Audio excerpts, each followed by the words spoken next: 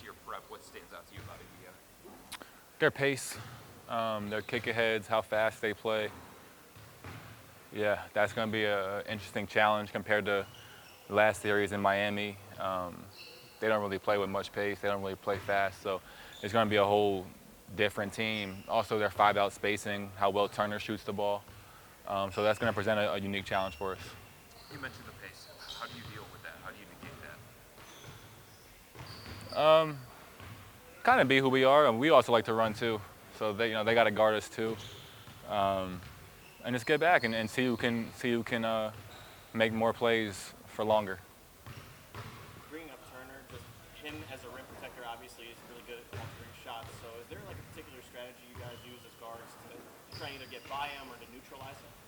I float over him. As a point guard, what do you admire the most about Tyrese? I like how he always makes the right play. He doesn't really stat hunt. He gets off the ball. I think he leads the league in kick aheads, which is very selfless. His goal out there is to win the game, and that's refreshing to see when you watch him play. He plays to win. He's a winner. He takes and makes big shots, and he leads that team. Like he's kind of a real definition of a point guard. So you don't buy into the sentiment that he's overrated or the most overrated player in the NBA? No. I mean, I didn't partake in that poll. Obviously, I saw it, but no, I think he's a winner. I think he's led that team, to the 4-seed conference finals last year. Obviously, they have a lot of good pieces around him, but I think he's a really good point guard. Ty, you talked a little bit about the pace and going back and forth. How do you maintain your guys' identity and playing your style without like falling into exactly what they're doing and being able to still do what you guys do best? Yeah, I think defensively, we're going to have to get back and we're going to crash and do some things there. But at the end of the day, we're going to dictate the series. You know what I mean? We're not going to let them stop us from running all of a sudden. We're not going to slow the game down. We're going to try to dictate the series and play how we want to play. When you believe you're the best team, you don't really adjust. You always try to dictate. Obviously, they present unique challenges, but we're going to play how we want to play. Is there anything from series to series that you worked on in this week or in preparation for this series, knowing who you're going to go up against? Yeah, the spacing, like I talked about, Turner is not. He and Bam are very different. Both really good players, but Bam is more of a traditional big man, and he's rolling into that pocket. And although Turner does roll, he's a really good shooter, and we got to get out to his three-pointers. So that is going to be unique. And then, like I said, the pace of play is going to be really unique too. You played really well in your last game against the Pacers. Is there anything you can take from that game and translate to the playoffs? Yeah, I mean, we'll see how they guard this time, but kind of our offensive strategy, it won't change much. Like I said, I don't think how we play on offense is no secret. We want to play fast. We want to, get our guards in space and with matchups that we like, and I think we'll try to do the same thing. Kenny mentioned working through a plan in case Darius Garland's not able to go. With that in mind, how important is the depth that you guys have raised within your team in a time of year like this when you guys could be put in any kind of fire? Yeah, obviously Darius is our leader. He's a great player. He's an all-star. Our depth is important if he plays. Our depth is important if he doesn't play. Obviously, we hope he's available, and if he's not, we'll be ready. So I don't know his status. You got to ask him that. But obviously, we would love to have him out there. We go as he goes. He's a phenomenal player, and if he's not, we'll be ready too. Your story's been well talked about all year about the impact you've made, how far you've come in your own game. What is it like for you now in the second round of the NBA playoffs?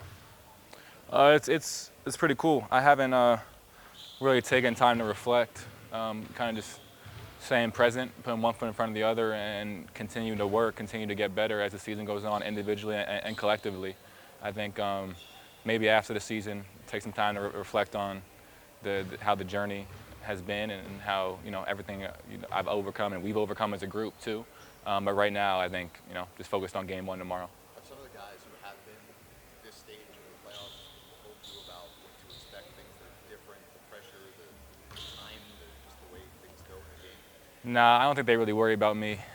I think I definitely don't shy away from those pressure moments. So, yeah, I don't think they really worry about that. With Evan taking and making as many threes as he has, guys are guarding him different now, and he's driving off those closeouts.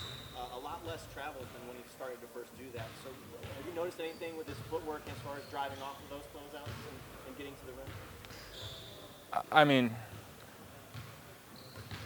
to give somewhat of a longer answer than your question asked, I think it starts with I think he should have been like the most improved player. Like I think he's been that good for us, and he's changed. The success of our offense this year is a lot of different factors, but his evolution as an offensive player is I think the biggest reason that we've been able to take a step. Because he shoots the ball so well, now the floor is open. Sometimes we can go 5 out with him in the game with the defensive player of the year. You know what I'm saying? So that's really unique. And I think you see him working every day with J.O. and all the guys, Jordan, all the guys on staff. And he's in the gym, man. He works on his stuff, and he's continuing to get better on the perimeter. Obviously, he's always been a beast defensively. But when you have a guy like that who can take a leap and still be selfless and still play his ass off defensively, it just kind of speaks to the selflessness, the depth of our team, and all the qualities that we preach. You mentioned the 5-out lineup just briefly, but if you guys do go to that, it's likely that DeAndre gets slid into that power forward role. Have you been able to have those conversations with helping build his confidence up, empowering him, and also just telling him how important his role is, especially in this series against the 5-out lineup?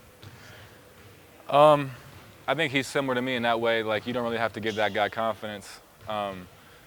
He knows who he is. He's been a really good player in this league for a long time. He's been a really good player, a really good basketball player for a long time. The only thing I try to help him with is if, there's a play or something or adjustment, a scheme adjustment that he's new to, he's trying to figure out that's, I'm in his ear there, or, making sure he gets the ball. Like, those are the things that I worry about with him. Nothing else, really. I mean, his confidence is he's not going anywhere. He's going to stay in attack mode, and he's going to keep guarding, keep being himself. He's obviously one of our most important pieces. You mentioned your teammates not having to worry about you. Why are you so unfazed when it comes to, I guess, everything?